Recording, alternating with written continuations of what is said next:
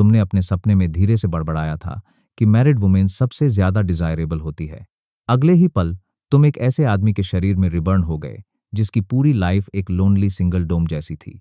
लेकिन यह नया शरीर पूरा का पूरा एक झरक का था। वो एक निकम्मा गिटारिस्ट था, पर किस्मत ने उसे एक मशहूर पॉप क्वीन का पति बना दिया।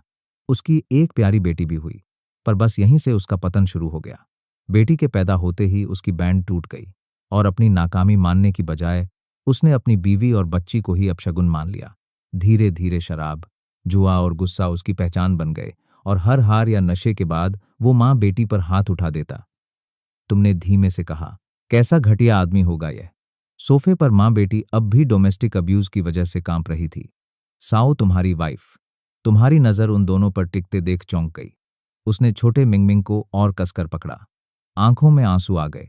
वह कई बार भागने के बारे में सोच चुकी थी, लेकिन खुद भी अनाथ होने के चलते और घर के सारे पैसे इसी शख्स के कंट्रोल में होने के कारण फंसी हुई थी। उनके डर को देखकर तुमने एक लंबी सांस ली, खुद को शांत किया और धीरे से उठकर लाइट ऑन कर दी। हल्की सी वार्म ऑरेंज लाइट कमरे में फैल गई जो बिखरे हुए केओस पर पड़ रही थी। तुमने सिर खुजलाया। यह कैसी लाइफ थी उसकी?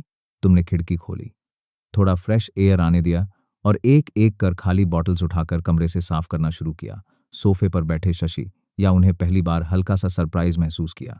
तुमने उन्हें डिस्टर्ब नहीं किया। किचन से टॉवल लाकर टेबल साफ की और पूरा कमरा चमका दिया। पसीने से कपड़े भीग गए तो बेडरूम से साफ कपड़े उठाए और तुम बाथरूम में चले गए। बाथरूम का डोर बंद होते ही शशि ने पहली बार थोड़ा रिलैक्स किया। साफ कमरे को देख उसकी आंखों में डिसबिलीव था। यह शैतान आखिर कर क्या रहा है? मामा, भूख लगी है, मिंगमिंग ने बड़ी बड़ी आंखों से कहा। बस बेबी, थोड़ी देर में खिलाऊंगी। सा ने उसके बाल सहलाए, यह जानते हुए कि उसे इंतजार करना होगा जब तक यह आदमी सो ना जाए तभी वह खाना बना सकती है। फिर बाथरूम का दरवाजा खुला। तुम बाहर निकले और माम बहलके से सिमट गई। तुमने उन्हें नजरअंदाज किया और घर से बाहर चले गए। सा घबरा गए। क्या वो फिर पीने गया है? उन्होंने अब तक कुछ खाया नहीं था। होंठ कांपने लगे, आंखों से आंसू बह निकले। डोंट क्राई मामा, मैं भूखी नहीं हूं। मिंगमिंग ने अपनी छोटी छोटी उंगलियों से मां के आंसू पोंछने की कोशिश की। सा का दिल टूट गया, लेकिन उसने बेटी को सीने से लगाकर कहा, सो जा मिंगमिंग, सो जाएगी तो भूख नहीं लगेगी। कल सुबह मम्मा अच्छा खाना बनाएगी। वो धीमे से गाना गाने लगी और मिंगमिंग की आंखें धीरे धीरे बंद हो गई। सा की आंखों से पिछले 2 साल का सारा दर्द फिर सामने आ गया। उसने तय किया कल वो यह नर्क छोड़ देगी, चाहे कुछ भी हो जाए। तभी क्लिक, दरवाजे का लॉक घूमा। सा कांप गई। मिंग के कान ढक दिए। तुम अंदर आए, सोफे पर नजर डाली, फिर टेबल पर रखा खाना उठाकर बेडरूम की तरफ गए। सा का दिल जोर जोर से धड़कने लगा। वह भगवान से प्रार्थना करने लगी कि तुम कमरे में मत आओ। धीरे से नॉक हुआ। मैं खाना ले आया हूं, भूख लगे तो खा लेना। आज मैं साइड रूम में सोऊंगा। उसने सुना कि तुम्हारे कदम पीछे हट रहे हैं। कमरे में फिर खामोशी फैल गई। बस उसकी तेज सांसें बचीं। मिंगमिंग ने आंखें खोली, दरवाजे की तरफ देखा। आज पिता का अजीब सा व्यवहार उसके दिमाग में गूंज रहा था। टेबल पर रखा खाना देखकर शशि का दिल हिल गया। यह शैतान अचानक दयालु क्यों हो रहा है? क्या चाहता है? मिंगमिंग छोटे पैरों से दरवाजे के पास गई, झांक कर खाने को देखा और हल्की सी लाड टपक गई, पर बिना मां को देखे हिली नहीं। सा ने भारी सांस ली, खुद को संभाला और धीमी मुस्कान के साथ मिंगमिंग को उठाया। चल चुपचाप खा लेते हैं बाहर। तुमने उनके खाने की आवाज सुनी और फिर अपनी सोच में खो गए। फूड खरीदने के बाद तुम्हें याद आया कि घर में सिर्फ 1800 बचे हैं। पैसे जल्दी प्रॉब्लम बनने वाले थे। अचानक तुम्हारी आंखें चमकी।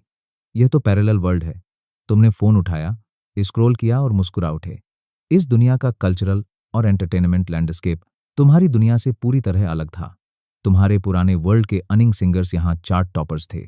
तुम्हारे दिमाग में एक एक करके क्लासिक सॉन्ग्स उभरने लगे। थकान से चूर होकर तुम नींद में चले गए।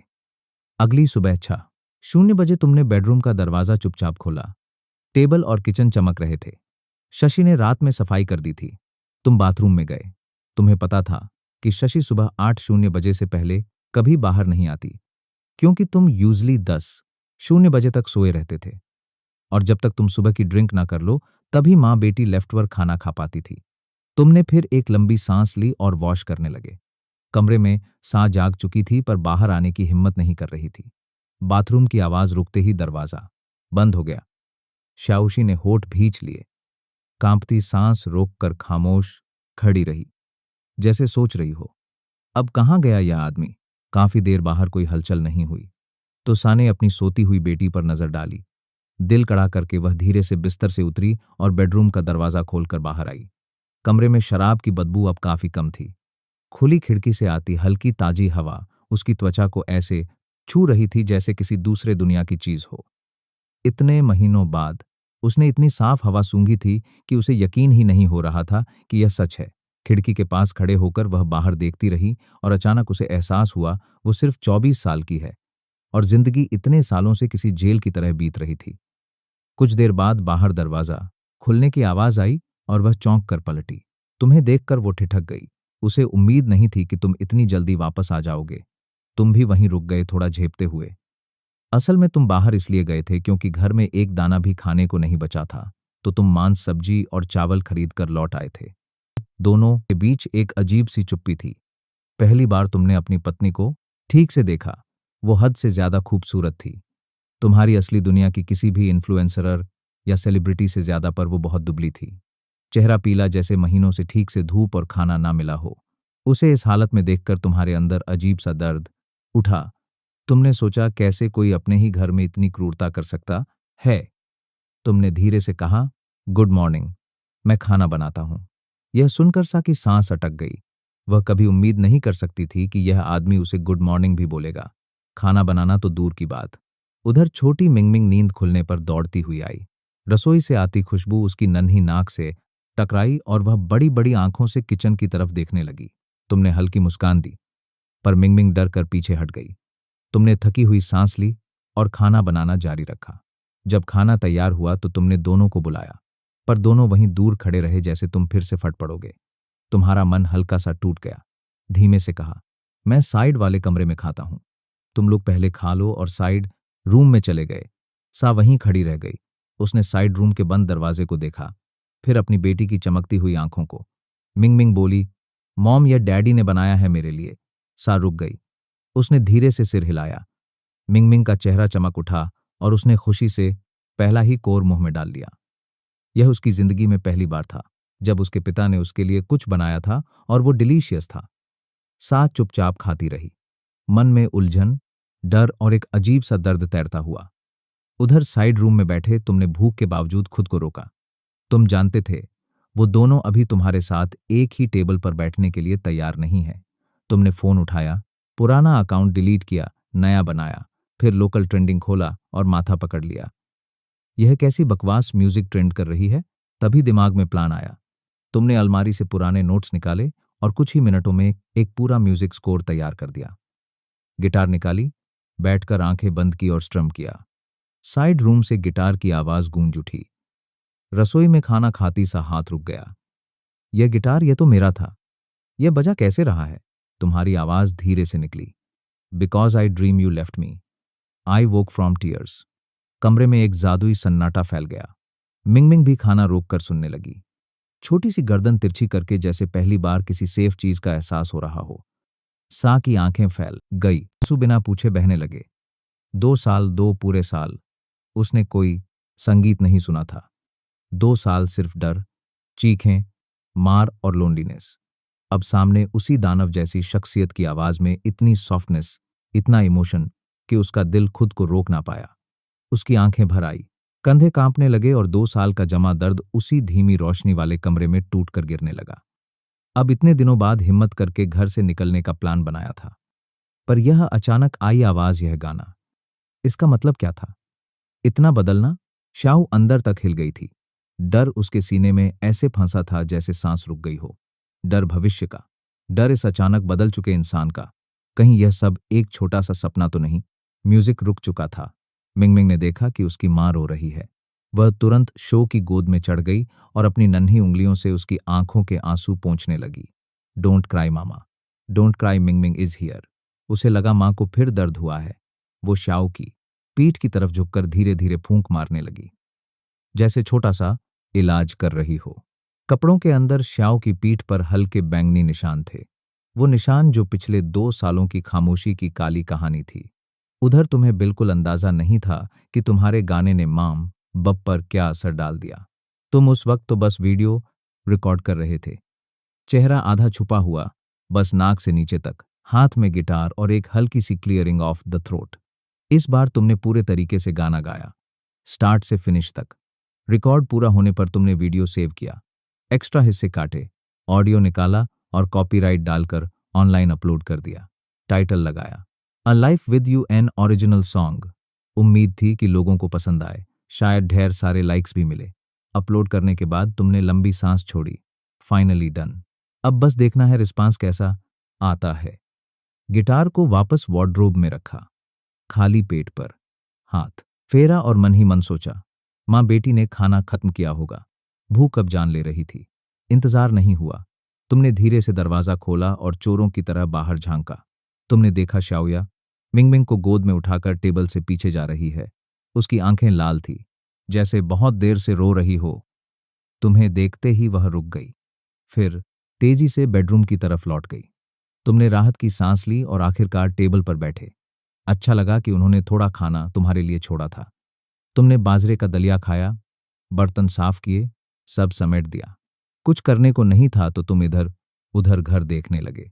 50 वर्ग मीटर का छोटा सा 2 बेडरूम अपार्टमेंट, शादी के वक्त मिलकर खरीदा था। अब सब पुराना लग रहा था। तुम्हें यकीन नहीं हुआ कि श्या और बच्ची ने 2 साल ऐसे गुजारे, घर में कैद, दुनिया से कटी जैसे कोई छोटी सी जेल। तुम जानते थे कि सब एक झटके में ठीक नहीं होगा, इसलिए तुम छोटे सोफे पर बैठकर फोन स्क्रॉल करने लगे। घर कैसे संभालें, बच्चे को खुश कैसे करें, how to be a good father. Internet पर एडवाइस इतनी थी कि तुम्हारा दिमाग घूम गया। तभी बेडरूम का दरवाजा थोड़ा खुला। एक छोटी सी सिर बाहर निकली, मिमी। उसकी बड़ी चमकती आंखें तुम्हें जिज्ञासा से देख रही थी। उस मासूम नजर ने तुम्हारा दिल नरम कर दिया। उसका चेहरा भी मां की तरह दुबला था। तुमने सोचा थोड़ा सा गोलम टोल हो जाए तो कितनी प्यारी लगेगी। पहले तो माम बस सिर्फ बचा खुचा खाते थे, ऊपर से शराब मिली चीजें बच्ची को देना मना था। पुराने मालिक ने पैसे ही नहीं दिए थे, तो यह दोनों किसी तरह जिंदा रहे। तुम मुस्कुराना चाहते थे, पर जैसे ही होंठ उठे मिम्मी डर गई, दरवाजा बंद कर भाग गई। फिर शाऊ की आवाज आई अंदर से, उसे सहलाते हुए, समझाते हुए। तुमने नाक छुआ बेबस होकर और वक्त बीतता गया। दोपहर हो गई। तुमने फोन रखा, अब लंच बनाना पड़ेगा। तभी बेडरूम का दरवाजा खुला। शाओया बिना किसी एक्सप्रेशन के तुम्हारे कपड़ों का ढेर उठाए बाथरूम की तरफ चली। उसने तुम्हें नॉट इवन नोटिस करना चाहा, पर तुमने महसूस किया वो हल्के से डरकर सिमटी थी। तुम्हें अचानक याद आया, तुम्हारे कल वाले कपड़े तो अभी भी वॉशर में पड़े हैं। तुम जल्दी से बाथरूम की तरफ गए। शव अंदर तक घबरा गई। इस वक्त तुम यूजली दोस्तों के साथ दारू पीने जा चुके होते, पर अब तुम घर पर थे और उसके पास आने की आवाज ने उसकी सांस बांध दी। वो मेरे और पा था, तुम्हारे कपड़े वॉशर में है, पहले मैं निकाल लूं प्लीज। तुम्हारी आवाज उसके पीछे से आई। वो कपड़े निकालने के लिए झुकी थी और डर से हल्का उछल गई। तुम्हें देखते ही और सिमट गई। बी केयरफुल, तुमने ऑलमोस्ट रिफ्लेक्स में कहा। शाओ को महसूस हुआ तुम परमिशन मांग रहे हो। यह उन्हीं 2 सालों में पहली बार हुआ था। उसकी आंखें झुक गई, आवाज पतली, ठीक है तुम कर लो। उसकी उंगलियां कांप रही थी और उसके गले पीठ पर वह हल्के बैंगनी निशान तुम्हारी आंखों से बच नहीं पाए थे। तुमने नजरें हटा ली, वॉशर पर ध्यान दिया। लंच में बना लूंगा, मिनमी उठे तो बोल देना। शो एक कदम और पीछे हुई। पैनिक, उसकी मौजूदगी तुम्हारे आसपास सिकुड़ने लगी थी। तुमने बस कपड़े उठाए और बालकनी पर जा लगे। वो वहीं वॉशर के पास खड़ी रह गई, किचन की तरफ देखते हुए। कंफ्यूजन, डर और उम्मीद की अजीब सी मिलीजुली हवा में क्लोथ सुखाकर जब वह वापस आई, तुम अब भी किचन में लगे हुए थे। तभी मिंग मिंग नींद से जागी, नंगे पैर आंखें मसलते हुए। तुम्हें किचन नहीं डोरक्रत के लिए लगे हुए थे। मैं देख उसे छोटा सा आश्चर्य लगा। वो डोर फ्रेम से टिक कर तुम्हें चुपचाप देखने लगी। शमुड़ी और अपनी बेटी को इस तरह देखते हुए देखा, हाफ स्लीपी हाफ हैप्पी, और उसकी आंखें चमक रही थी। बस इतना देखना उसके लिए बहुत था। वो जैसे टूट गई, उसी हॉलवे की दीवार से टिक कर बैठ गई, चेहरा दोनों हाथों में छुपा लिया और आंसू बहते गए खामोशी में बिना आवाज के। यह वही सीन था जिसका उसने 2 साल पहले सिर्फ सपना देखा था। लंच तैयार हो गया। तुमने आज भी उनके साथ टेबल पर नहीं बैठा। खाना रखकर तुम जल्दी से घर के बाहर निकल गए। दरवाजा बंद होने की आवाज सुनकर श्याओ ने आंसू पोंछे, होंठ दबाए और अंदर की तरफ दौड़ी। वो खड़ी हुई, मिंगमिंग को गोद में पकड़कर डाइनिंग टेबल की तरफ चली। उस पल उसके अंदर क्या क्या चल रहा था, यह कोई नहीं समझ सकता। खुद वह भी नहीं जान पाई कि वह आखिर महसूस क्या कर रही थी। खाना ब्रेकफास्ट जितना ही स्वादिष्ट था और छोटी सी बच्ची ने खुशी खुशी स्टीम्ड एग भी खा लिया था। लेकिन माँ बेटी की यह शांति ज्यादा देर नहीं टिक पाई, क्योंकि तभी दरवाजा खुलने की आवाज आई।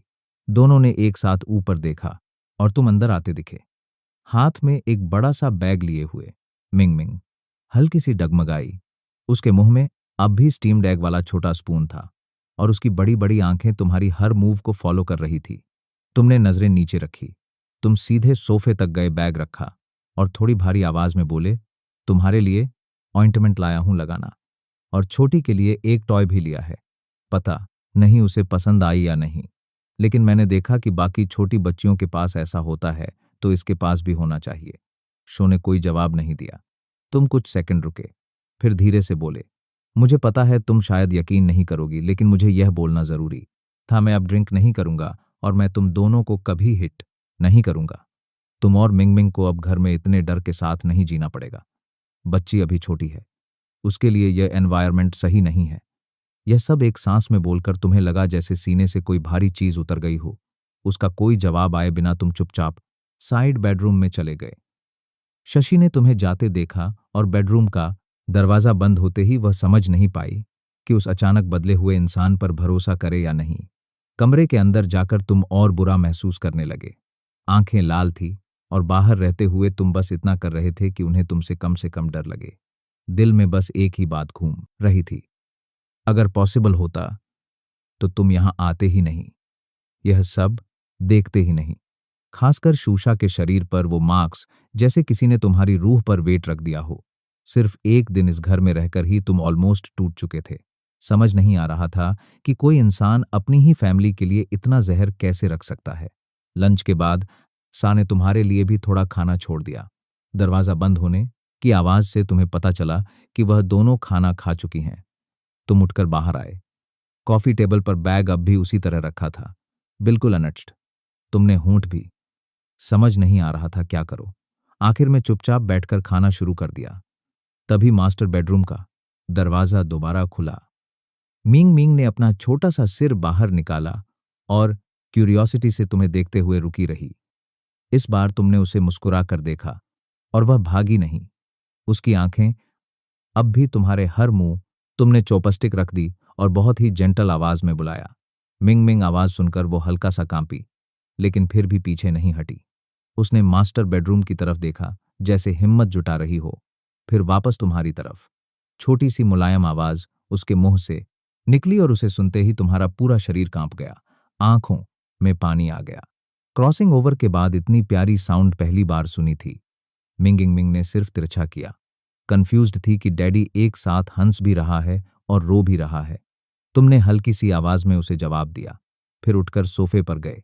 बैग खोला और वो प्राज में थे। डैडी प्राज में आगर है। डोल निकाली जो अभी खरीदी थी। तुमने उसे हल्के से हिलाकर मिंग को दिखाया। उसकी बड़ी बड़ी आंखें चमकी। वो डोल को देखती, फिर मास्टर बेडरूम की तरफ, फिर वापस डोल की तरफ। कुछ पल हिचकिचाई और धीरे धीरे तुम्हारी तरफ चली आई। तुम्हारा दिल तेज धड़कने लगा। तुम नहीं चाहते थे कि डर की वजह से वह वापस भाग जाए। मिंग को सिर्फ इतना पता था कि डैडी अच्छा खाना देता है और अब एक टॉय भी लाया है जो उसे पसंद है। उसने महसूस किया कि डैडी उसे या उसकी मां को हर्ट नहीं करेगा। वो तुम्हारे पास आई, छोटा सा मुंह ऊपर उठाया, जोर से सूंघा और फिर मुस्कुराई। यू लाइक द डोल डैडी? तुमने जितनी सॉफ्टनेस ला सकते थे उतनी लाकर उससे बात की। उसकी छोटी उंगलियां डोल लेने को हिली, लेकिन वह खुद इतना हिम्मत नहीं कर पाई। बस तुम्हारी आंखों में देखती रही। तुम धीरे से उसके लेवल पर घुटनों पर बैठे और डोल उसके हाथ में रख दी। इस बार उसने सच में डोल पकड़ ली। उसकी आंखें चमक उठी। वो डोल को देखती, उसे हाथों से टटोलती और उसकी आंखें खुशी से चांद की तरह टेढ़ी हो गई।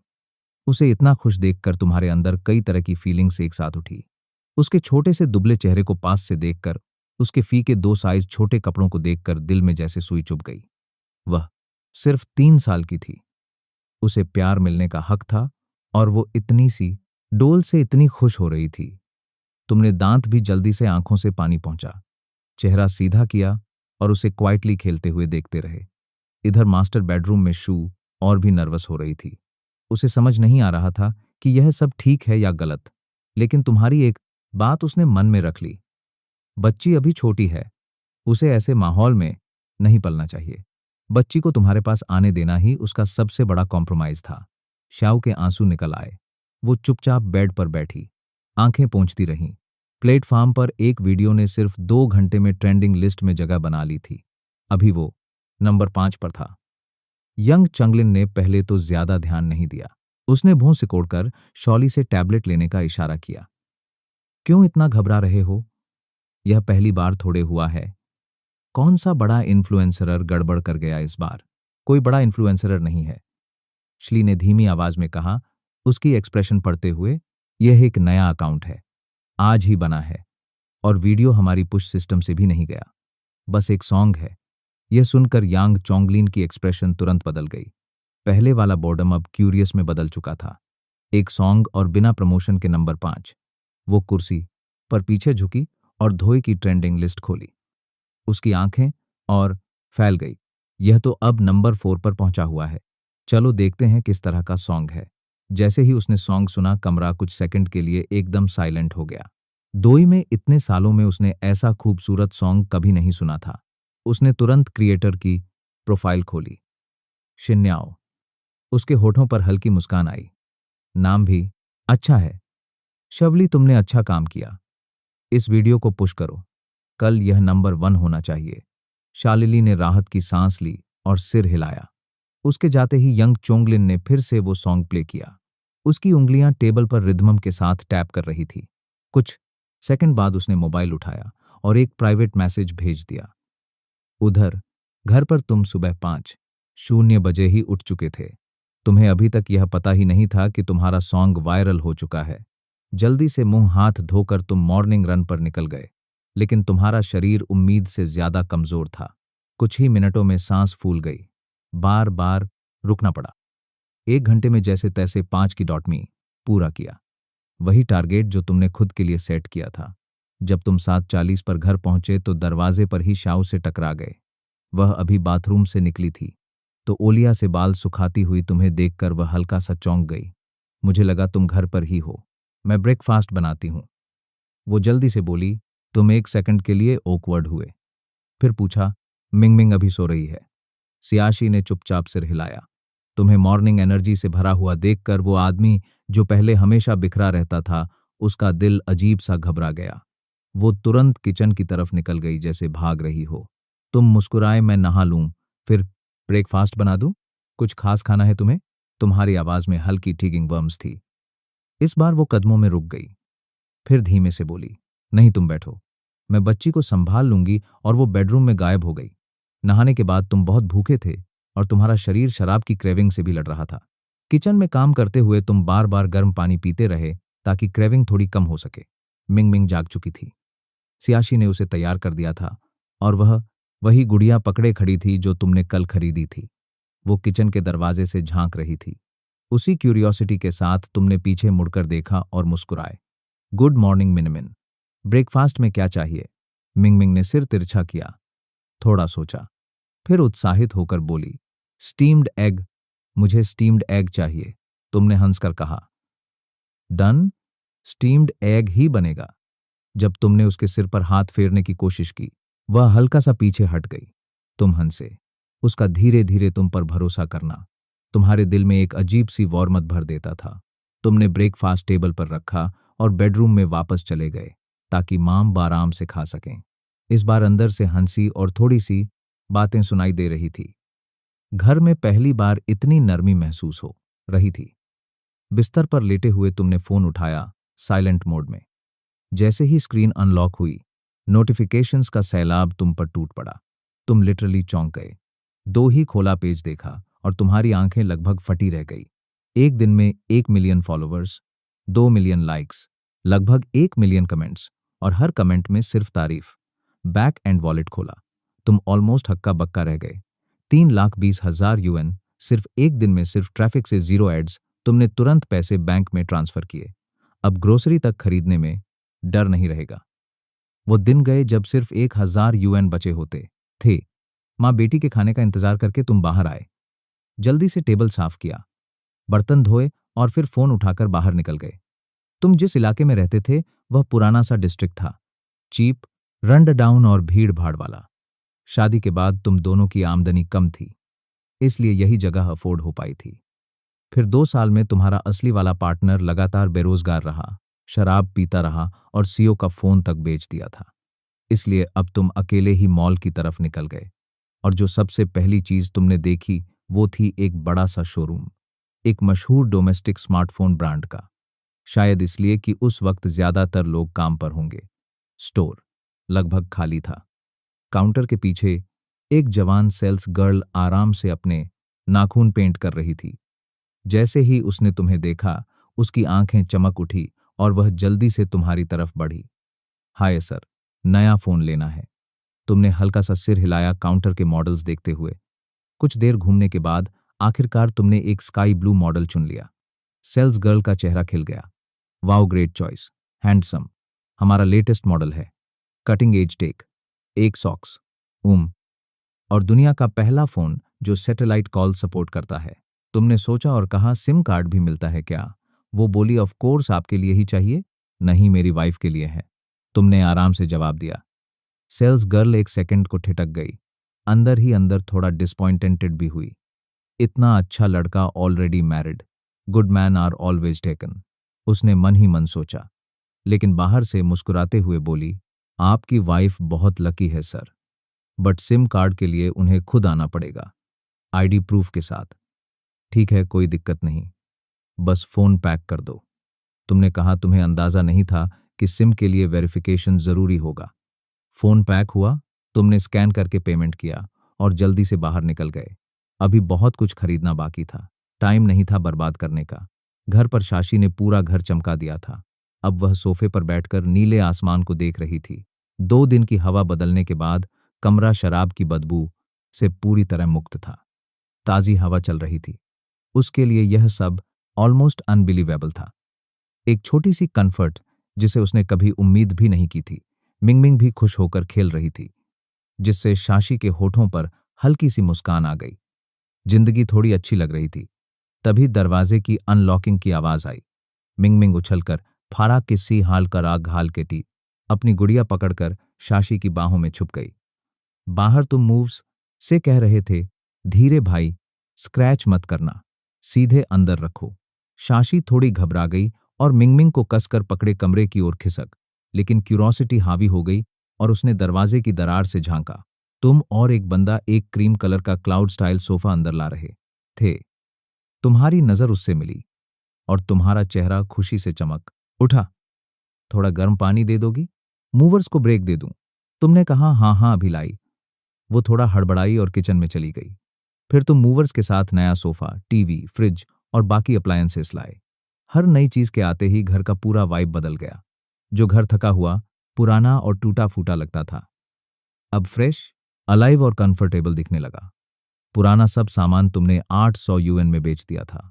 शाशी को समझ नहीं आ रहा था कि इतने पैसे आए कहां से, क्योंकि उसके हिसाब से तो घर में अभी भी तंगी होनी चाहिए थी। मूवर्स को विदा करके तुम बड़े से बैग के साथ लिविंग रूम में आए और एक ताजी सांस ली। अब यह सच में किसी का घर लगता था, किसी का टूटता हुआ जीवन नहीं।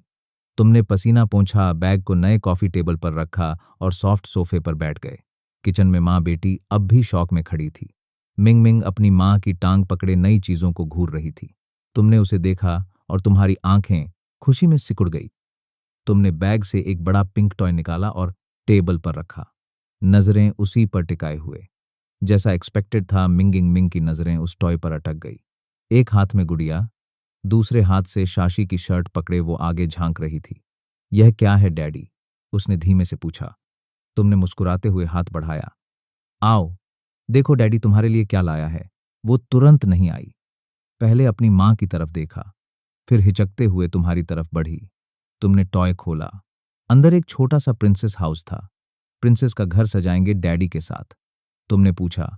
उसकी आंखें चमक उठी। वो धीरे धीरे तुम्हारे घुटनों के पास आ गई। तुमने छोटी सी प्रिंसेस फिगर उठाई। प्रिंसेस अभी रेडी नहीं है, डैडी नहीं कर पाएगा। क्या तुम हेल्प करोगी उसे प्रीटी बनाने में? उसने झिझके हुए फिगर लिया। तुमने उसका छोटा हाथ अपने हाथ से पकड़कर उसे फील करवाया। फिर तुमने पिंक ड्रेस उठाई और उसका हाथ गाइड किया। Daddy is counting on you, princess को रेडी करने के लिए। Okay daddy. उसकी आवाज एक्साइटमेंट से भर गई। डैडी के हाथ कितने वार्म हैं, मॉमी से भी ज्यादा वार्म, वो मन ही मन सोच रही थी।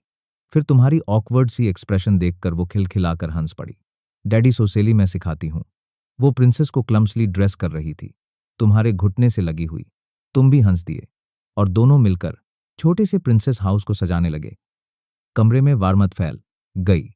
एक छोटी सी फैमिली लाइक मोमेंट। दरवाजे पर टिककर खड़ी शाशी यह दृश्य देख रही थी, आंखें नमदिल भरा हुआ। तुमने ऊपर देखा, वह तुम्हें ही घूर रही थी खोई हुई। उसकी हल्की नीली शर्ट जो ज्यादा धुलने से फीकी पड़ चुकी थी, तुम्हारी नजर में सीधी चुभ के भा गई।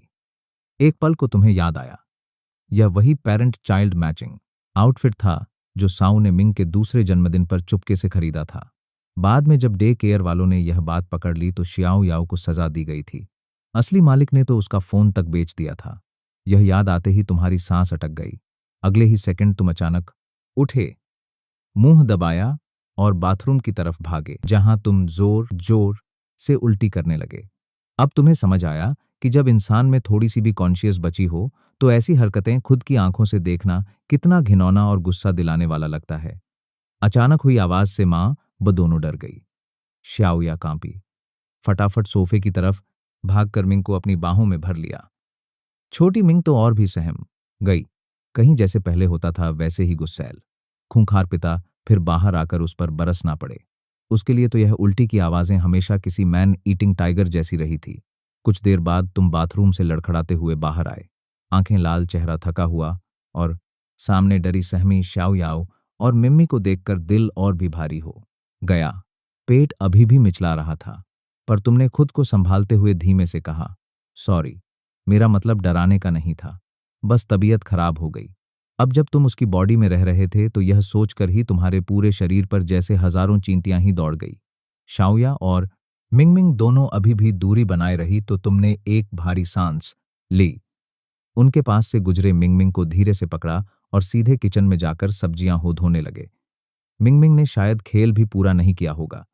तुम खेलते रहो, मैं लंच बनाता हूं, तुमने कहा। शो ने तुम्हारी तरफ देखा, वही चेहरा, वही इंसान, लेकिन एक अलग सा सुकून। उसने हल्का सा सिर हिलाया और मिंग को गोद में लेकर फिर सोफे पर बैठ गई। मिंग ने मां की बाहों के बीच से झांककर तुम्हारी तरफ देखा और फिर मुस्कुरा दी। उसे समझ आ गया कि उसका जेंटल डैडी अभी भी वहीं है। जब तुम खाना टेबल पर रखकर निकले, शू चुपचाप साइड के कमरे में चली गई। उसके होंठ हल्के से हिले जैसे कुछ कहना चाहती हो, पर आवाज नहीं निकली। खाना खाते वक्त मिंगमिंग ने अचानक पूछा, मॉम, डैडी हमारे साथ क्यों नहीं खा रहे? शू ने मसालेदार तली हुई मांस का टुकड़ा चबाते हुए उसकी तरफ देखा। यह उसका मनपसंद खाना था, लेकिन शादी के बाद उसने इसे लगभग छोड़ा दिया था क्योंकि तुम्हें स्पाइसी बर्दाश्त नहीं था। उसने बेबी की तरफ देखा, फिर कमरे की तरफ और फिर मुस्कुराई, जैसे सूखी जमीन पर पहली बारिश की बूंदें गिरे। क्योंकि डैडी और मामी अभी रेडी नहीं है, उसने धीरे से कहा। मींग समझी नहीं, बस और ज्यादा उलझ गई।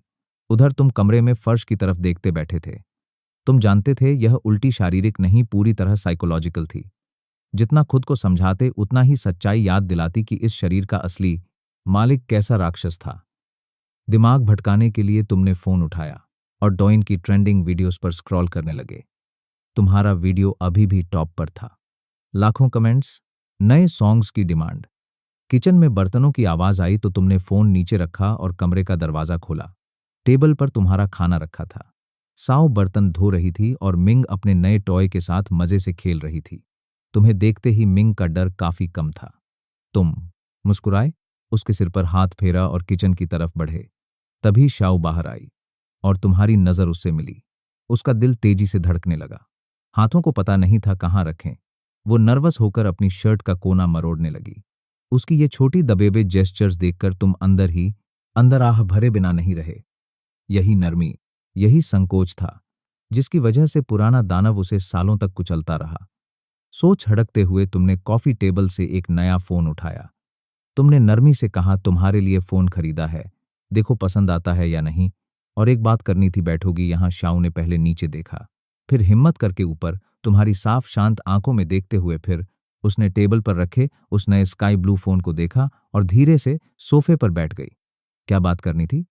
उसकी आवाज बहुत हल्की थी, जैसे हवा में घुल जाती हो। तुमने जवाब नहीं दिया, बस फोन को अनबॉक्स करके सेट किया और उसके सामने रख दिया। इसमें सिम कार्ड है, बस तुम्हें खुद जाकर रजिस्टर करवाना होगा। मेरा नंबर इसमें सेव है, अगर मैं घर पर ना रहूं तो कभी भी कॉल कर सकती हो। फिर जेब से एक मोटी गड्डी निकाली और उसके सामने रख दी। यह कुछ पैसे निकाल कर लाया हूं, आज दोपहर मिंगिंग मिंग को बाहर घुमा लाना। घर में बंद रहना ठीक नहीं होता, कुछ भी चाहो क्लोथ्स वगैरह ले लेना। मैंने देखा तुम दोनों के कपड़े काफी छोटे हो चुके हैं, और सिर्फ हाफ बैंक कार्ड लेकर फिरना कन्वीनियंट भी नहीं है, ना सेफ। तुम एक ही सांस में सब बोल गए। शू ने ऊपर देखा, उसकी आंखें धीरे धीरे भरने लगी। तुम्हें वह एक एक बात ध्यान से सुन रही थी, जैसे किसी ने पहली बार उसे इंसान समझा हो।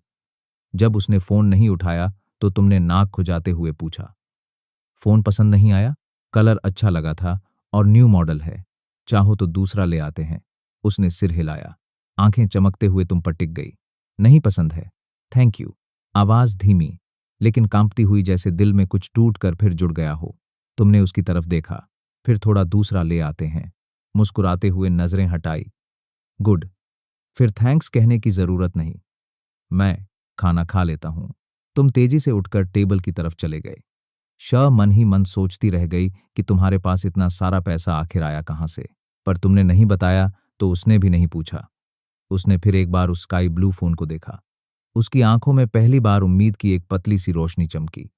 मंगमिंग ने अपना छोटा सा खिलौना नीचे रखा और उत्सुकता से अपनी मां के हाथ में पकड़ा नया फोन देखने लगी। सीओ ने उसका सिर हल्के से सहलाया और मां बेटी दोनों फोन को देखती रही। एक बड़े हाथ, एक छोटे हाथ, और दोनों की निगाहें स्क्रीन पर ग्लूड। सुबह इतना पसीना बह चुका था कि तुमने लंच भी खत्म कर लिया था और बर्तन भी धो दिए थे। प्लान था कि एक हॉट शावर ले लिया जाए, लेकिन माम बब को पूरे दिन हॉल में बैठे देखकर तुम्हें अजीब सा लगा। मन मारकर तुम वापस बेडरूम में चले गए, थोड़ा खींचे हुए। नहाना अब शाम तक टल गया। शाम के करीब 5:00 गर्मी थोड़ी नरम पड़ी।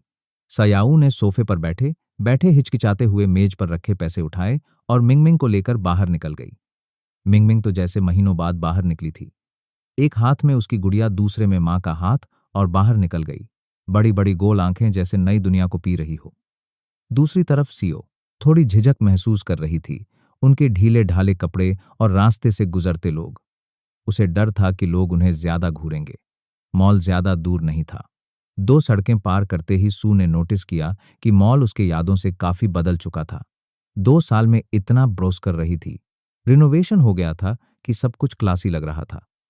अंदर जाते ही उसने एक मोबाइल स्टोर देखा जिसमें सिम कार्ड का काउंटर भी था। वह ठिठकी, फिर मिंगमिंग को लेकर अंदर चली गई। स्टोर काफी बिजी था। सा जो लोगों से मिलना जुलना ऑलमोस्ट भूल चुकी थी, ऑकवर्ड सी खड़ी रही। एक फीमेल स्टाफ ने मिंगिंग का सिर छूकर कहा, ओ कितना वेल बिहेव्ड बच्चा है, मैम फोन लेने आई है। तारीफ सुनकर साशी ने हल्की सी मुस्कान दी। फोन तो है, एसीएम चाहिए, अभी हो सकता है क्या? स्टाफ उसे काउंटर ले गई। ऑफ कोर्स कई प्लान्स हैं। फोन कौन सा है? अगर हमारे ब्रांड का है तो सिंपल डिस्काउंट मिलता है। डिस्काउंट शब्द सुनते ही शशि की आंखों में चमक आ गई। उसने तुरंत फोन निकाला। यह वाला आज ही सुबह लिया था, ठीक है ना? स्टाफ एक सेकंड को फ्रीज हो गई। यह तो बिल्कुल नया मॉडल है और सुबह एक हैंडसम आदमी इसे खरीद कर गया था। यह साफ था कि वही आदमी इन दोनों का पिता है, भले ही कपड़े सामान्य हो। स्टाफ मुस्कुराकर बोली, अच्छा वो हैंडसम आदमी आपके हस्बैंड है। योर लकी मैम, इस मॉडल पर यह वाला प्लान परफेक्ट है। टॉपअप 100 मिलेगा डबल बैलेंस और 600 फ्री मिनट्स। सीईओ को एक पल को चक्कर सा आया। लोग कह रहे थे कि उसका पति गुड मैन है, काश वो स्टाफ को बता पाती। ऐसे अच्छे आदमी को तो तुम ही घर ले जाओ। सिम लगने के बाद सीईओ ने एक बैंक अकाउंट खोला, तुम्हारे दिए पैसे जमा किए। कुल 5,000 में से 100 सिम में गए, 4,900 बच गए। फोन और बैंक कार्ड हाथ में लिए वह बाहर आई और आसपास की बिल्डिंग्स को देखकर पहली बार महसूस किया जिंदगी बदली जा सकती है। वो मिंग मिंग को बाहर ले जा सकती है, काम कर सकती है, खुद और बेटी के लिए एक नई शुरुआत कर सकती है। तभी एक मीठी सी आवाज आई, मॉम आइसक्रीम मिल सकती है। वो अपने ख्यालों से बाहर आई। मंगिंग की आंखें आइसक्रीम शॉप पर जमी थी। स्यासी उसके चेहरे पर एक चमक, हाँ पर बस एक ही बाइट, टमी दुखेगा। मां बब दोनों की यह खुशी लंबे समय बाद आई थी। उधर तुम नहा चुके थे और तुम्हें पता भी नहीं था कि अगर हालात थोड़ा और बदल जाते तो शायद वापस ही ना आती। तुम शाम का खाना बनाने लगे। 2 मीट डिश, 2 वे। सोचा नूडल्स भी बना दूं, पर पता नहीं वो कब लौटेंगी, इसीलिए नूडल्स होल्ड पर रखे। तुम इंग्रेडिएंट्स काटकर वापस सोफे पर आ गए और पेरेंटिंग फोरम्स पढ़ने लगे। अगर बच्चा खाना ना खाए तो क्या करें? स्पिंकिंग इजेंट एन ऑप्शन।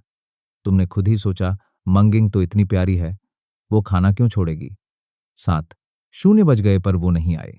बेचैन होकर तुमने जूते पहने और दरवाजे की तरफ बढ़े। दरवाजा खोलते ही एक खुशबूदार हवा सामने आई। सो और मिंग मिंग वापस आ गई थी। सीओ चलते चलते एक अनजाना सा गुनगुनाती हुई आई, हाथों में कुछ शॉपिंग बैग्स। मिंग मिंग एक प्राणते की गेंद, हाथ से मां का दुपट्टा पकड़े, दूसरे में अपनी गुड़िया और सबसे बड़ा शौक, दोनों ने नए परफेक्टली फिटिंग कपड़े पहने थे। तुम्हें देखते ही मिंग मिंग की आलमंड आइस चमक उठी। वो दौड़कर बोली, डैडी। उसकी आवाज में इतनी खुशी थी कि तुम लिटरली हिल गए। कांपते हाथों से तुम नीचे झुके, उसके बाल सहलाए, उसे गोद में उठाया और अंदर ले गए। डैडी टुडे नूडल बनाओ ना, 2 एग्स वाला। मुझे अंडे बहुत पसंद है। Daddy you are my favourite. Shao अचानक इस बदलाव से थोड़ा घबरा गई। कुछ ही पल पहले मंगम ने कहा था कि वह अपनी मां से बहुत प्यार करती है, और अब उसी मां को उसने अपने पिता के लिए ऐसे धोखा दे दिया जैसे लॉयल्टी उसका मिडिल नेम हो। अकिति ने ज्यादा टाइम नहीं लगाया। एग नूडल्स तैयार थे। तुमने कटोरा उसके सामने रखा, उसकी छोटी नाक को हल्का सा छेड़ा और बेडरूम की तरफ मुड़ने ही वाले थे कि एक नन्हा हाथ तुम्हारी शर्ट पकड़ लेता है। डैडी क्या तुम मेरे साथ खाओगे? उसकी सॉफ्ट हिचकिचाती आवाज ने तुम्हारे कदम रोक दिए। पास में बैठी सीआईओ चुपचाप अपने बोल में देख रही थी। उसने ना ऊपर देखा ना कोई बात की, बस चुप। तुमने धीमे से सांस छोड़ी। सिचुएशन थोड़ी पेचीदा थी। आखिरकार तुमने कहा, ऑल राइट डैडी, याहीन रुकेगा तुमसे साथ खाने के लिए। मंगम के बगल में बैठते ही वह खुशनुमा एक्साइटमेंट में अपनी कुर्सी की दूसरी जगह थपथ पाने लगती है। तुम ऑकवर्डली वापस किचन जाते हो, अपने लिए भी नूडल्स लाते हो और उसके पास बैठ जाते हो। बाई तरफ साशियो, दाई तरफ तुम और बीच में मंगमिंग। पहली बार दोनों पेरेंट्स उसे घेर कर बैठे थे। वो मुस्कान जो उसके चेहरे पर थी, खाने खाती हुई कभी फीकी नहीं पड़ी। शाओ साओ को आखिर रोकना पड़ा। उसे डर था कि वह कहीं ज्यादा ना खा ले। डिनर के बाद मिनमिन चाहती थी कि मॉम और डैड दोनों उसके साथ प्रिंसेस हाउस में खेलें, पर उसकी यह विश पूरी नहीं हुई। तुम उसके साथ रुके, जबकि शाशी याओ चुपचाप वापस बेडरूम चली गई। तुम जानते थे कि टेबल पर बैठकर खाना ही उसके लिए बहुत बड़ा मेंटल बैटल था। तुमने सोचा, अगर तुम उसके जैसी पास्ट अब्यूज से गुजरे होते तो दुश्मन के साथ बैठना तो दूर, शायद कुछ और ही हो जाता। पुराने वाले तुम होते, आउटकम बहुत डार्क निकलता। तुम मिंगमिंग के साथ अगले कुछ घंटे खेलते रहे। 9:00 बजते बजते उसकी नींद टल रही थी, पर वह स्टर्बनली सो नहीं रही थी। इस बीच तुमने एक सीरियस बात नोटिस की। 3 साल की मिंग अब तक खुद से अपने जूते नहीं उतार पाती। प्री स्कूल के बच्चों के लिए यह चीज नॉर्मल होती है। तुम्हें समझ आया अनहेल्थी पास्ट एनवायरनमेंट का असर है। प्रोग्रेस टाइम लेगी, पेशेंस चाहिए। पर दिल में दर्द फिर भी हुआ। तभी साशा या बेडरूम से बाहर आई। कुछ बोली नहीं, पर उसकी नजरें तुम दोनों पर रुक गई। तुम तुरंत समझ गए।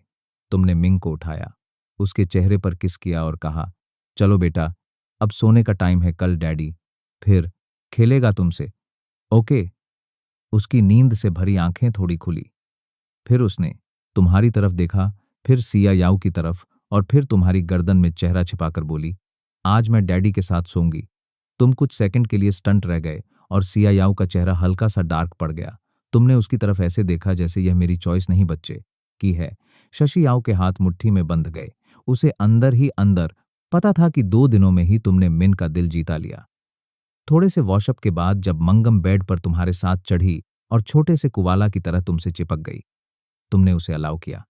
पहली बार तुमने उसे बेड टाइम स्टोरी सुनाई, वीडियो में देखी अपनी सूदिंग कहानी वाली वॉइस याद करते हुए बोले, वंस अपॉन अ टाइम, एक खूबसूरत किंगडम में दो बहुत क्यूट बच्चे रहते थे और उनमें से एक का नाम था एल्सा।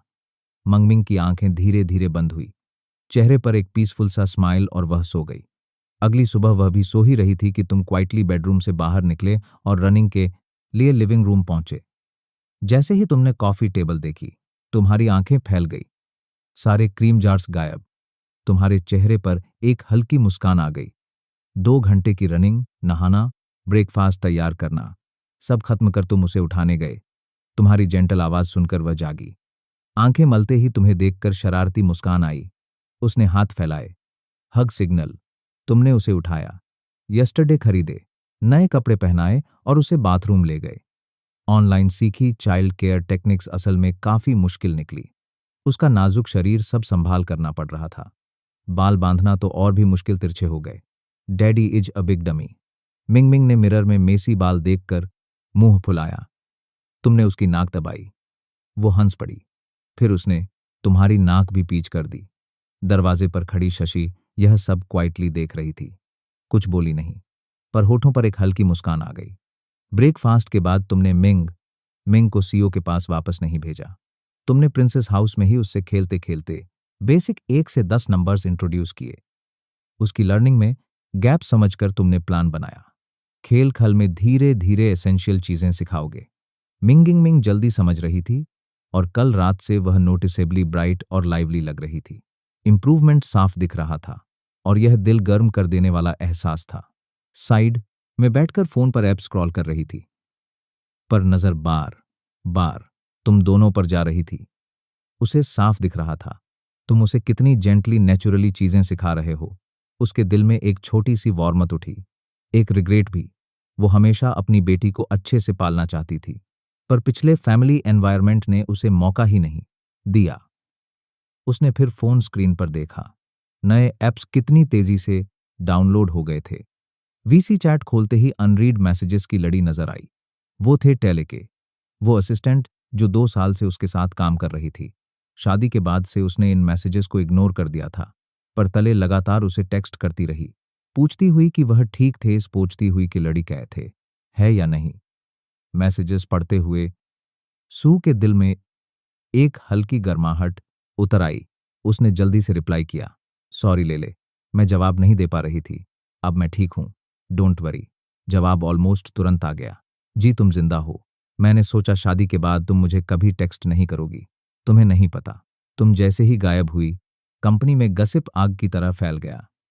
वो इरिटेटिंग लूज जिया तो हद पार कर रही है। तुम्हारे बारे में झूठ फैलाकर कह रही है कि तुम डिर्व करती थी। बेहद गुस्सा आता है। साशों ने होंठ भी। वो जानती थी लेले सच कह रही थी। काम में वो लूजिया से आगे थी। अब उसके हटते ही लूजिया की कोशिशें वहीं थी, ऊपर आना, बदनाम करना, क्राउड को अपनी तरफ खींचना। उसने टॉपिक बदलते हुए पूछा, लेले तुम कैसी हो, लाइफ कैसी चल रही है। मैं ठीक हूं, शी डोंट वरी। मैं वो इंस्ट्रक्टेबल छोटी कॉकरोच हूं, पर मैंने तुम्हें बहुत मिस किया। क्या तुम वापस आ रही हो। श कुछ पल चुप रही। क्या वह कभी लौटेगी। उसने तुम पर नजर डाली, फिर मिंगम पर। धीरे धीरे उसका मन शांत हुआ। प्रोबेबली नहीं, पर अगर तुम मिलना चाहो तो हम टाइम फिक्स कर सकते हैं। उसने भेज दिया। उधर डाउनटाउन की टीएमए एंटरटेनमेंट बिल्डिंग में पेटीट 1.66 मीटर की टलेली ने भारी इक्विपमेंट उतारा और एक्साइटमेंट में फोन चेक किया। आई, तले काम चोरी कर रही हो, जल्दी काम पर लगो। तुम्हें लगता है तुम अभी भी किसी पॉपुलर यंग स्टार की असिस्टेंट हो। अगर काम नहीं करना है तो निकल जाओ। वो औरत चेहरे से ही तीखी इयोगेंस से भरी, उसकी आंखें तिरछी और तिरस्कार से भरी हुई। खड़ी क्या देख रही हो, इक्विपमेंट उठाकर स्टूडियो ले जाओ। अगर मेरी रिकॉर्डिंग डिले हुई तो तुम जानती हो क्या होगा। तल ने हल्की सी आई रोल मारी, लेकिन चुपचाप इक्विपमेंट उठाकर स्टूडियो ले गई। घर पर शाऊ शाऊ मुस्कुराई जब उसने लेले का अगला मैसेज पढ़ा, शो मेरी सैटरडे ऑफ है, फिर बात करते हैं। उसने वीवो खोला। उसकी आखिरी पोस्ट 2 साल पुरानी उसकी रिटायरमेंट अनाउंसमेंट थी।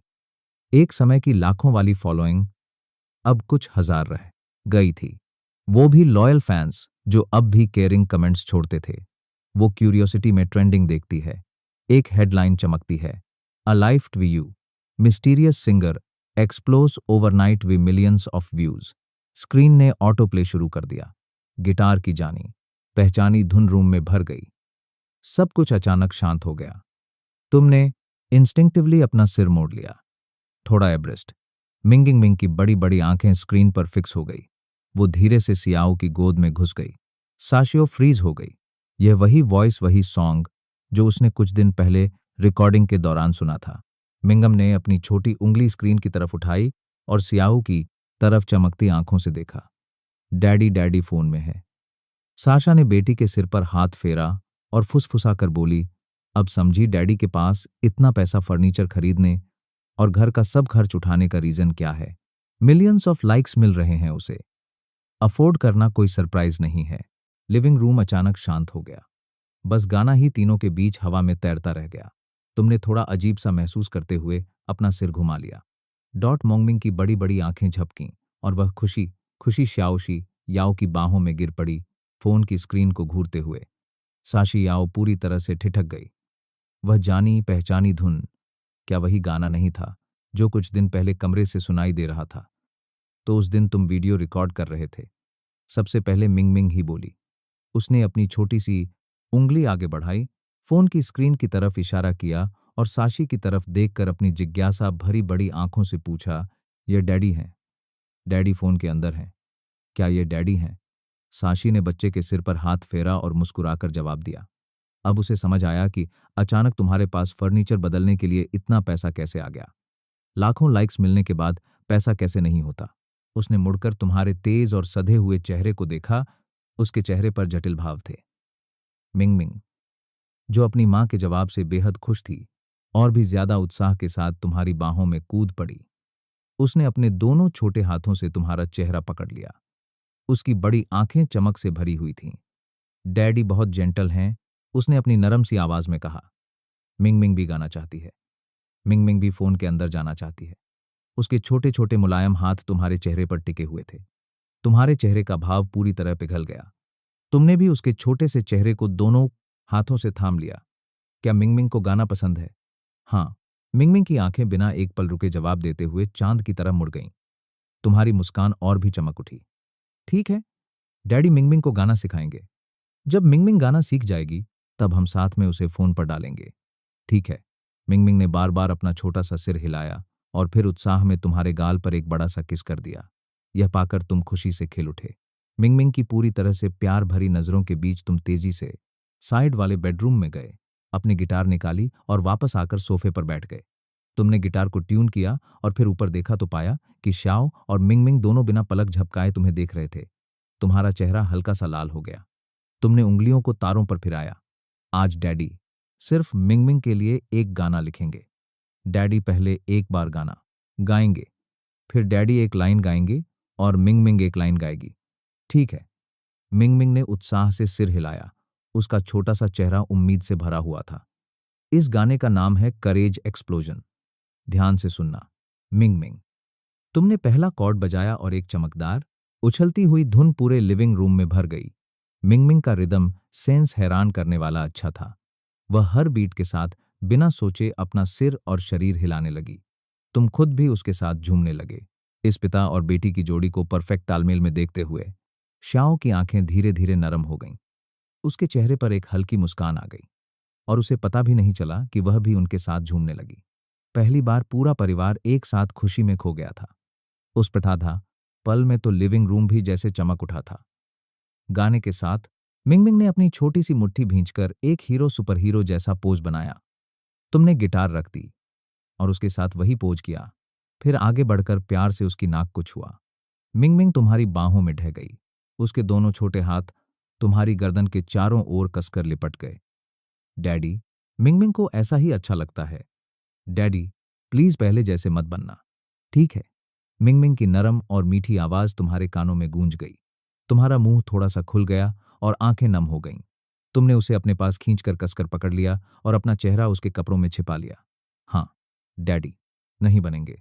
तुम्हारी आवाज भारी लेकिन स्थिर थी। उस पल साशी याओ तुम्हारा चेहरा नहीं देख पाई। उसकी अपनी आंखों से आंसू चुपचाप बह रहे थे, लेकिन वह मुस्कुरा रही थी। उसे पता था कि पहले वाले दिन अब चले गए हैं, हमेशा के लिए। सबसे पहले तुमने खुद को संभाला। तुमने गिटार एक तरफ रखी और मिंगमिंग को अपनी गोद में उठा लिया। मिंगमिंग, अब हम गाना सीखते हैं। डैडी एक लाइन गाएंगे, तुम मेरे बाद एक लाइन गाना। तैयार हो? ठीक है। मिंगमिंग ने तुरंत हामी भर दी। इसके बाद पिता और बेटी के बीच पूरा एक सिखाने का सेशन शुरू हो गया। पूरे सुबह लिविंग रूम उनकी आवाज़ों से गूंजता रहा। दोनों को गाने में पूरी तरह डूबा हुआ देखकर शाओ चुपचाप खाना बनाने चली गई। हालांकि उसका खाना तुम्हारे जितना अच्छा नहीं था। खाने की टेबल पर मिंगमिंग बार बार जोर से कह रही थी कि अब से उसे हर दिन डैडी ही खाना बनाकर खिलाएं, जिस पर शाओ ने हल्की सी जलन भरी नजर डाली, जबकि अंदर ही अंदर वह थोड़ा खींच भी रही थी। तुम छोटी सी गद्दार, 2 दिन में ही पट गई। लेकिन यही तो असली परिवार की गर्माहट होती है। मिंगमिंग बहुत जल्दी सीख गई। सिर्फ 3 दिनों में ही वह करेज एक्सप्लोजन पूरा गाना गा सकती थी। मिंगमिंग के जोर देने पर तुमने उसका एक वीडियो बनाया और उसे ऑनलाइन पोस्ट कर दिया। वीडियो में मिंगमिंग ने गुलाबी प्रिंसेस ड्रेस पहनी हुई थी और बालों में एक बड़ा सा बो लगा था। उसका छोटा सा शरीर म्यूजिक के साथ झूम रहा था। बेहद प्यारी लग रही थी। कैमरे के पीछे तुम्हारे चेहरे पर एक बड़ी सी मुस्कान थी, जिसमें साफ दिख रहा था कि यह मेरी बेटी है और मुझे उस पर बहुत गर्व है। साशी, जो एक तरफ खड़ी देख रही थी, तुम्हारे चेहरे का वह एक्सप्रेशन देखकर अपनी हंसी रोकते रोकते लगभग खांस पड़ी। उसने तुम्हें पहले कभी ऐसा नहीं देखा था। इन 3 दिनों में तुम्हारे अच्छे व्यवहार ने तुम्हारे और शाओ के बीच काफी नरमी ला दी थी। यहां तक कि अब वह खुद से तुमसे बात भी शुरू करने लगी थी, जिसकी किसी को उम्मीद नहीं थी।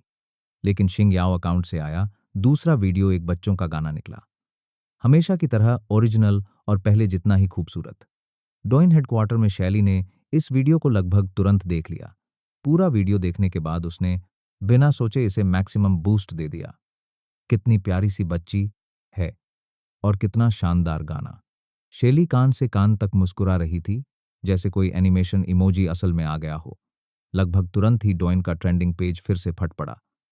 A life time with you का असर अभी पूरी तरह खत्म भी नहीं हुआ था और अब करेज एक्सप्लोजन दूसरी लहर की तरह आ गया।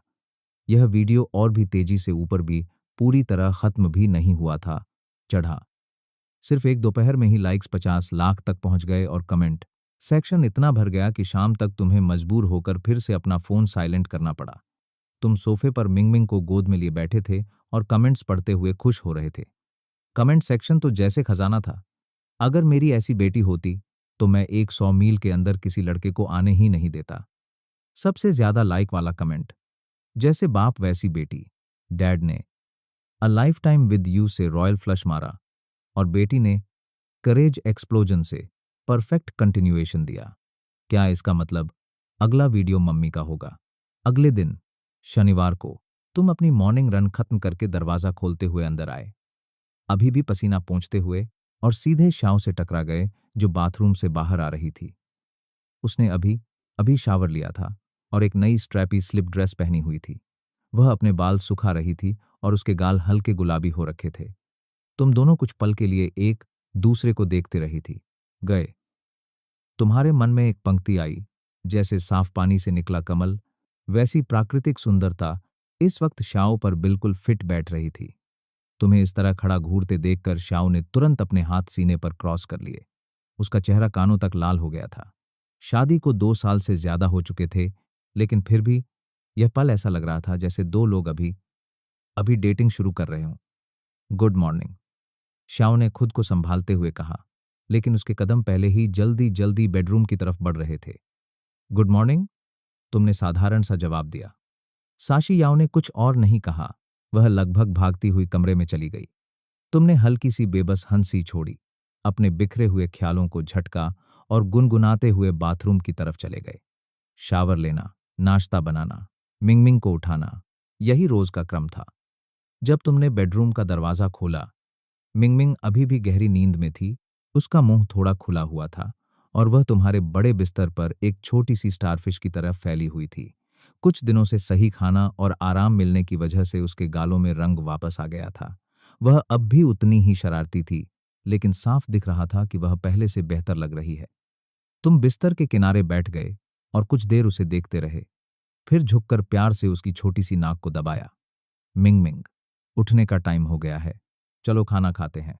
बिस्तर पर पड़ी छोटी सी बच्ची ने अपने होंठ सिकोड़ लिए, धीरे से एक आंख खोली और जैसे ही उसने तुम्हें देखा, उसके होंठों के कोने अपने आप मुस्कुरा उठे।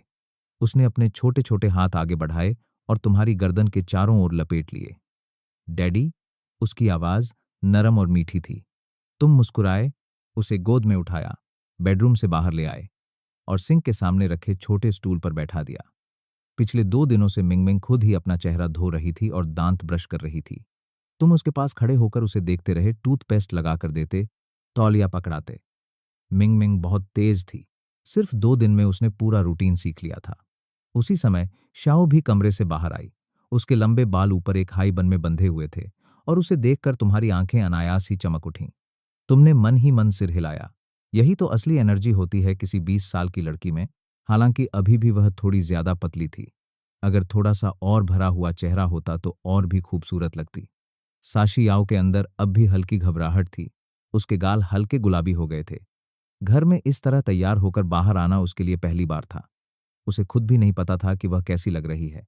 उसने चुपके से तुम्हारी तरफ देखा। तुम अभी भी मिंगमिंग में लगे हुए थे और वह धीरे से डाइनिंग टेबल की तरफ चली गई।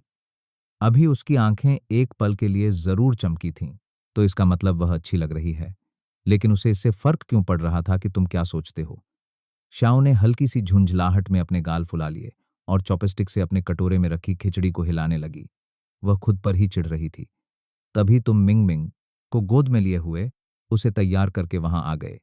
मिंगमिंग ने मीठी आवाज में मामा कहा और अपनी छोटी सी स्पेशल चम्मच उठाकर अपने कटोरे में रखी बाजरे की खिचड़ी को हिलाने लगी। क्या तुम आज हमारे साथ बाहर चलोगे? तुम सिर झुकाकर नाश्ता कर रहे थे। श्याओ के सवाल पर ऊपर देखा तो थोड़ा हैरान से लगे। साशी याओ ने हल्का सा सिर हिलाया, लेकिन नजरें तुमसे नहीं मिला पाई। उसके कानों तक हल्की गुलाबी आभा फैल गई थी। ठीक है, तुमने बिना हिचक के हामी भर दी। बाहर सड़क पर तुमने एक टैक्सी रोकी। आज तुम्हारा गंतव्य था शहर के सेंटर में स्थित यीदा प्लाजा। शाओ ने वहां एक मिल्क टी शॉप में अपनी पुरानी असिस्टेंट ताओ लेले से मिलने का प्लान बनाया था।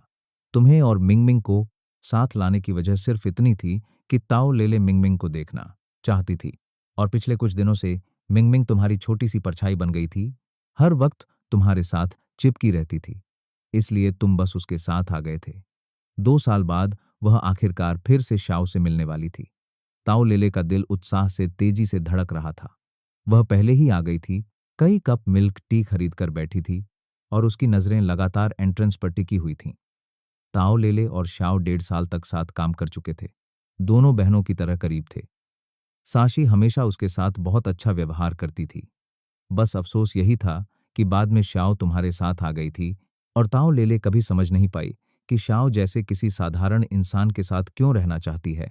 उसने उसे समझाने की कोशिश भी की थी, लेकिन उस समय शाओ अपने फैसले पर पूरी तरह अड्डी हुई थी।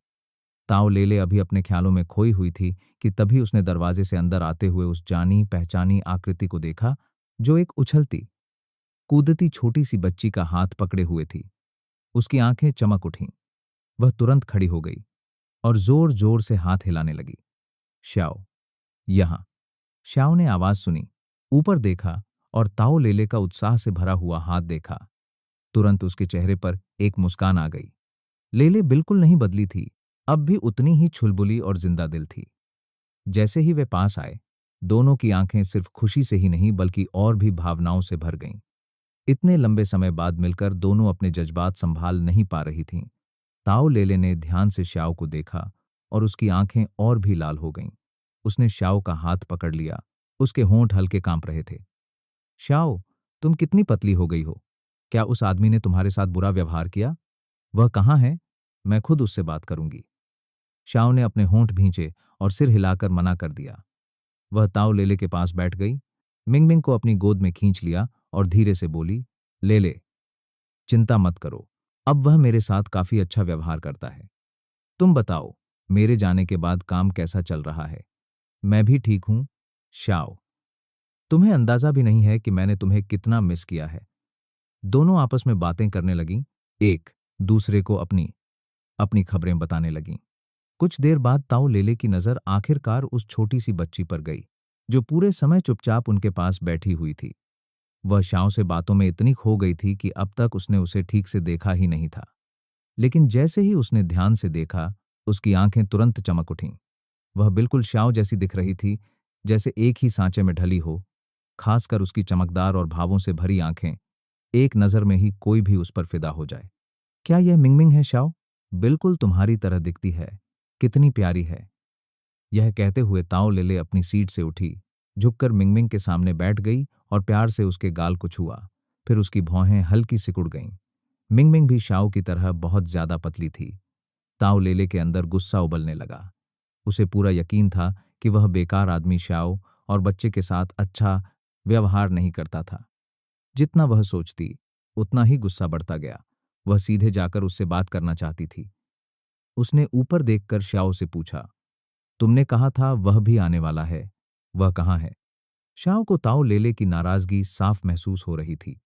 उसे समझ नहीं आ रहा था कि वह इसे कैसे समझाए, इसलिए उसने हल्की सी अजीब सी हंसी हंस दी। वह आइसक्रीम लेने गया है, बच्चों के लिए लाइन में लगा है। ताओ लेले ने श्याओ के चेहरे के भाव तुरंत पकड़ लिए और इससे वह और ज्यादा गुस्से में आ गई। श्याओ हमेशा से ही नरम और शांत स्वभाव की थी, लेकिन अब उसकी उस नरमी के नीचे एक झिझक भी छिपी हुई थी, जो साफ महसूस हो रही थी। ताओ लेले को यह बिल्कुल पसंद नहीं आया। उसने ठंडी सी आवाज में सांस छोड़ी, वापस अपनी सीट पर बैठ गई, दांत भींचते हुए मन ही मन तुम्हें सबक सिखाने के बारे में सोचने लगी। तभी वह कुछ बोलने ही वाली थी कि अचानक रुक गई। उसकी नजरें तेज हो गईं और मिल्क टी शॉप के दरवाजे की तरफ टिक गईं। श्याओ ने पलक झपकाई। उसका चेहरा और भी अजीब सा हो गया। उसे लगा कि तुम आ गए हो, और यही देखकर लेले फिर से भड़क गई है। वह मुड़ने ही वाली थी कि पीछे से एक तेज और चुभती हुई आवाज आई। लेले, तुम्हारे पास यहां बैठकर मिल्क टी पीने का टाइम है? मैंने जो काम दिया था वह पूरा हुआ या नहीं? लूचियन, थोड़ा आराम कर लो, आज छुट्टी का दिन है। ताओ लेले का चेहरा तुरंत उतर गया। उसने सामने खड़ी लड़की को ऐसे घूरा जैसे कोई बिल्ली गुस्से में फुफकार रही हो। श्याओ ने मुड़कर देखा और तुरंत उसे पहचान लिया। लूचियन, उसकी पुरानी सहकर्मी और उसी कंपनी की एक उभरती हुई सिंगर, जो सीरियस आर्टिस्ट के रास्ते पर थी। क्या बात है श्याओ, तुम घर पर अच्छी बीवी बनकर नहीं बैठी हो, यहां लेले से मिलने आ गई हो। लूचियन की आंखों में मुस्कान थी, लेकिन उसकी बातों में जहर भरा हुआ था। श्याओ कुछ कहती, उससे पहले ही ताओ लेले फट पड़ी। लूचियन, अपने काम से मतलब रखो, आज वर्क डे नहीं है, इसलिए ये ताने मारना बंद करो। चलो श्याओ, यहां एक पागल कुत्ता भौंक रहा है, हमारा मूड खराब हो जाएगा। ताओ लेले तुरंत खड़ी हुई, मिंगमिंग को उठाया और श्याओ का हाथ पकड़कर जाने लगी। लेकिन लूचियन उनके सामने आकर खड़ी हो गई। उसका चेहरा सख्त हो गया था। उसने श्याओ को ऊपर से नीचे तक देखा और उसके होंठों पर एक ताना मारती हुई मुस्कान आ गई। श्याओ, तुम कितनी पतली हो गई हो, जिंदगी ठीक नहीं चल रही क्या? अगर नहीं चल रही तो कह दो छोटी बहन, मैं थोड़ी मदद कर सकती हूं, मैं इतनी भी बुरी नहीं हूं। लेले को देखो, अब वह मेरे नीचे छोटे मोटे काम कर रही है और उसकी जिंदगी भी बुरी नहीं है ना? ताओ लेले का चेहरा पीला पड़ गया। वह बिना कुछ कहे लू चियन को घूरती रही। श्याओ ने तुरंत ताओ लेले की तरफ देखा। उसके चेहरे पर हैरानी साफ झलक रही थी। छोटे मोटे काम का मतलब था नीचे स्तर का काम। कंपनी ने उसके साथ ऐसा कैसे किया? लेकिन यह सवाल पूछने का समय नहीं था। जब श्याओ ने वापस लू चियन की तरफ देखा तो उसकी आंखों में गुस्सा था। लेकिन उससे पहले कि वह कुछ कहती, ताओ लेले ने खुद बोलना शुरू कर दिया। मेरा कंपनी के साथ कॉन्ट्रैक्ट इस महीने के आखिर में खत्म हो रहा है। मैं तब रिजाइन कर दूंगी। और जहां तक कुछ लोगों की बात है, उम्मीद है कि वे इतनी ऊंचाई पर न पहुंच जाएं कि गिरने पर टूट जाएं। अगर शाओ वापस आ गई तो शायद कुछ लोगों की नींद भी उड़ जाएगी। लूचियन यह सुनकर थोड़ी सख्त हो गई। उसका शाओ के साथ पुराना हिसाब किताब था। 1.5 साल तक शाओ ने उसे पूरी तरह पीछे छोड़ दिया था। उस दौरान किसी को लू चियन का नाम तक नहीं पता था। लेकिन वह जल्दी संभल गई और शाओ को तिरस्कार भरी नजर से देखते हुए बोली, कम बैक, यह तो सबसे मजेदार मजाक है जो मैंने सुना है। कौन सी कंपनी एक ऐसे कलाकार को साइन करेगी जो खत्म हो चुका है और ऊपर से बच्चे को लेकर घूम रहा है? बच्चे की बात चली है तो उसने मिंगमिंग की तरफ देखा। यह तो काफी क्यूट है, तुम इसे अगला स्टार बनाने के बारे में सोच सकती हो। इतना कहकर लूचियन ने घमंड भरे अंदाज में हाथ बढ़ाया और मिंगमिंग के गाल को छूने ही वाली थी कि तभी एकदम से आवाज गूंजी, हाथ मत लगाना उसे, अगर छुआ तो तुम्हारे पास रोने की जगह भी नहीं बचेगी। यह बात एक साथ 2 आवाजों में निकली, एक श्याओ की और दूसरी तुम्हारी, जो गहरी और ठंडी थी। तुम तेज कदमों से आगे बढ़े, आंखें सख्त और ठंडी थीं। श्याओ के सामने आकर खड़े हो गए, तीनों को आइसक्रीम थमाई और खुद को उनके और लू चियन के बीच खड़ा कर लिया। लू चियन अनजाने में 2 कदम पीछे हट गई। जब तुम गुस्से में होते थे तो उसका असर साफ महसूस होता था, लेकिन उसने खुद को संभाला, तुम्हें ध्यान से देखा और अचानक हंस पड़ी। ओह, तो यह वही बेकार सा सुंदर लड़का है। मैं सोच रही थी कौन है। तो तुम हो। क्या करोगे? यहां सबके सामने मारोगे? तुमने भौहें सिकोड़कर पीछे श्याओ की तरफ देखा, जैसे पूछ रहे हो, यह कौन है? वह मेरी पुरानी कंपनी की सिंगर है। यहां मिलने की उम्मीद नहीं थी। श्याओ ने धीमे से जवाब दिया, उसकी आंखें हल्की झुकी हुई थीं। यह देखकर तुम्हारा चेहरा और सख्त हो गया। तुमने हल्की सी सांस ली और बात को वहीं छोड़ दिया। फिर तुमने लू चियन की तरफ देखा और कहा, सिंगर, माफ करना, मैंने तुम्हारा नाम कभी नहीं सुना।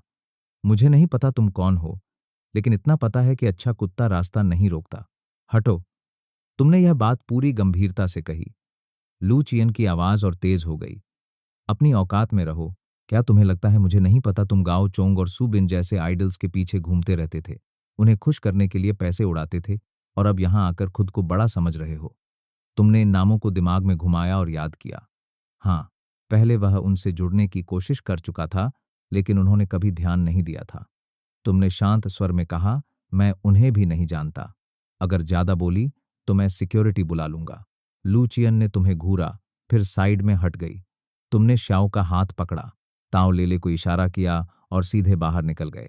लेकिन जाते जाते लू चियन खुद को रोक नहीं पाई और पीछे से बोली, अफसोस है कि कुछ लोग कभी फिर से गा नहीं पाएंगे।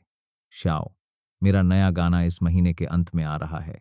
वह हंस रही थी, जैसे उसे अपनी जीत पर पूरा भरोसा हो। तुम लोगों ने पीछे मुड़कर नहीं देखा।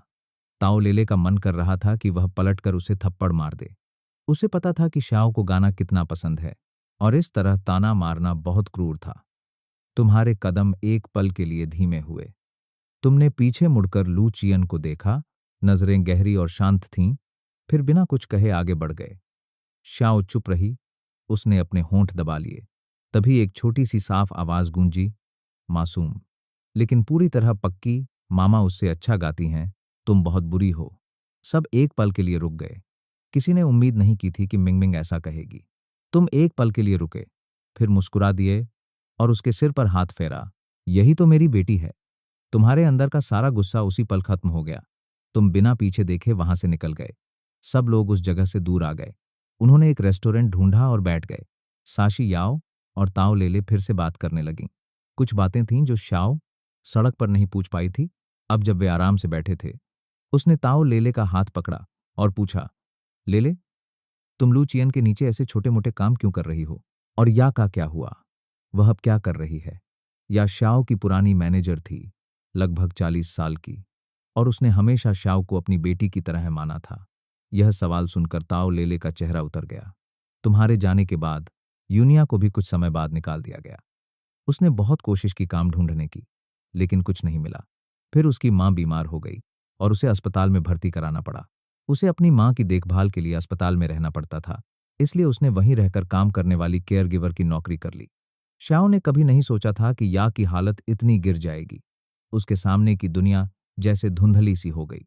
उसके दिमाग में या की पुरानी छवि उभरी, तेज, समझदार और आत्मविश्वासी। कुछ पल के लिए दोनों में से कोई कुछ नहीं बोला। श्याओ ने अपने होंठ भींच लिए। उसे पता था कि यह सब उसकी ही गलती थी। अगर वह इतनी जिद्दी और जल्दबाज न होती तो यूना की हालत ऐसी नहीं होती। उसने बार बार कंपनी के खिलाफ जाकर फैसले लिए थे, लेकिन उसके पास पैसा और ताकत थी, इसलिए कंपनी उसका कुछ नहीं बिगाड़ पाई। वह बिना पीछे देखे चली गई थी, लेकिन उसके बाद या के साथ क्या हुआ होगा यह समझना मुश्किल नहीं था। माहौल भारी हो गया। सबने जल्दी जल्दी खाना खत्म किया और थोड़ी देर और बात करने के बाद ताओ लेले ने जल्दी में विदा ली और चली गई। श्याओ का मन अब भी भारी था। उन्होंने सोचा था कि दोपहर में मिंगमिंग को अम्यूजमेंट पार्क ले जाएंगे, लेकिन अब उसका बिल्कुल मन नहीं था। तुम उसकी हालत साफ महसूस कर सकते थे। तुम कुछ कहना चाहते थे, लेकिन आखिर में कुछ भी नहीं कह पाए। तुम्हें अब भी समझ नहीं आया था कि श्याओ ने उस समय तुमसे शादी करने की जिद क्यों की थी, जैसे वह किसी जादू के असर में थी। असली तुम भी नहीं जानते थे, और तुम भी नहीं जानते। श्याओ घर जाना चाहती थी, अकेले रहकर सब सोचने के लिए, लेकिन जब उसने मिंगमिंग की उम्मीद भरी आंखें देखीं तो वह उसे मना नहीं कर पाई। मिंगमिंग के लिए तीनों आखिरकार अम्यूजमेंट पार्क गए। मिंगमिंग बहुत खुश थी। यह उसका पहली बार अम्यूजमेंट पार्क आना था। उसने श्याओ का हाथ पकड़ा और अंदर की तरफ भागने लगी। श्याओ ने खुद को संभाला। वह नहीं चाहती थी कि मिंगमिंग अपने पहले अम्यूजमेंट पार्क की याद एक उदास परिवार के साथ जोड़े। उन्होंने सबसे पहले कैरोसेल राइड ली, फिर धीरे धीरे बाकी राइड्स भी कीं और देखते ही देखते शाम हो गई। पूरे पार्क में रंग बिरंगी लाइट्स जल उठीं। आखिरी राइड थी फेरिस व्हील। जब तुम मिंगमिंग को गोद में उठाए श्याओ के साथ केबिन में बैठे, तब तक मिंगमिंग तुम्हारे सीने से लगी हुई सो चुकी थी। फेरिस व्हील धीरे धीरे ऊपर उठने लगा।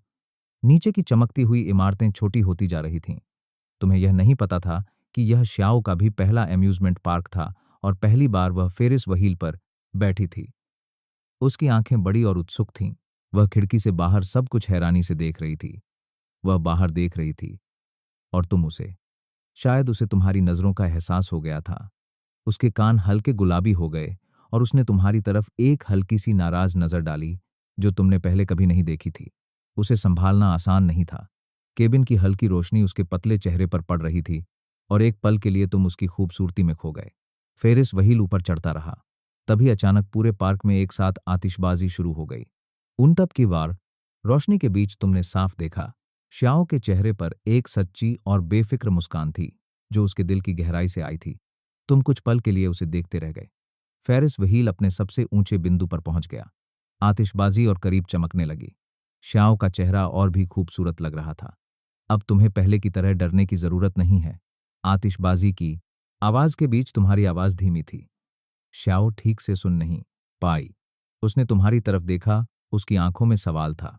तुमने उसकी तरफ नहीं देखा। तुम्हारी नजरें अब भी आसमान में फैलते रंगों पर थीं। तुम बहुत ज्यादा नरम दिल हो। यह सुरक्षित नहीं है। लोग इसका फायदा उठाते हैं। अब तुम्हें पहले की तरह डरने की जरूरत नहीं है। मुझे पता है